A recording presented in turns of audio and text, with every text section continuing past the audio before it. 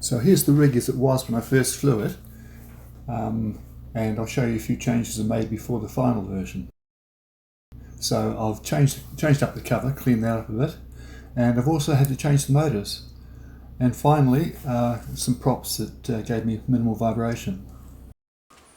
So I tried out quite a few different props before settling on what worked. First thing I tried were these crystalline props, I think the Dell props. Unfortunately I got a bit of vibration with them. And of course the very first flights were with these. Now the only problem with these, they look ridiculously small on the big frame. Here. So finally I started on some Dell props from a local supplier. And these are the less aggressive version. They were an easy fit on the spindles, but again I got a lot of vibration, so I was quite discouraged. And then what I wound up with was the more aggressively pitched version of these, which are very tight on the spindles and seem to have very little vibration. So I always find props are a bit of a trial and error to see what's going to work.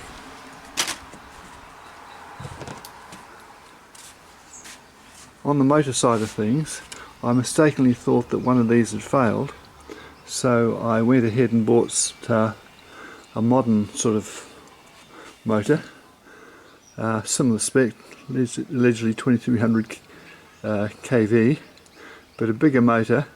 And the thing I noticed immediately, these run a lot cooler. When I had 3 of these and 1 of these on it, these were glowing red, too hot to touch. This is still cold. So now I've got a set of 4 of these, and they just run beautifully. They just run cold, and they're very inexpensive too. So I really appreciate getting a start with these donated older motors, and they run okay. And apart from running hot, with a big aluminium plate on it, they seem to perform fine and run just as long as these. But I prefer a motor that runs cool. So it's been quite an adventure to get back in the air with this. So as I say, with the working props, the only real difference is a slightly more aggressive pitch, but I noticed they're very tight in the spindles, so much so that when I thought I'll take it off for transportation, it was quite difficult to do. So I think I'll keep them on. So here I am with the rig out on the field, and on the nose of it I've got a Insta360 Go2 in that little housing, and above it the nose cam that shows me the flight is back on the ground. One problem with this, I've had to offset it to line it up, but also the little blue light that shows when it's on is showing up in the footage. But it's interesting for a test flight. And what I've done, I've just left the sound on for this one, but I might do a cinematic version. We'll see how we go.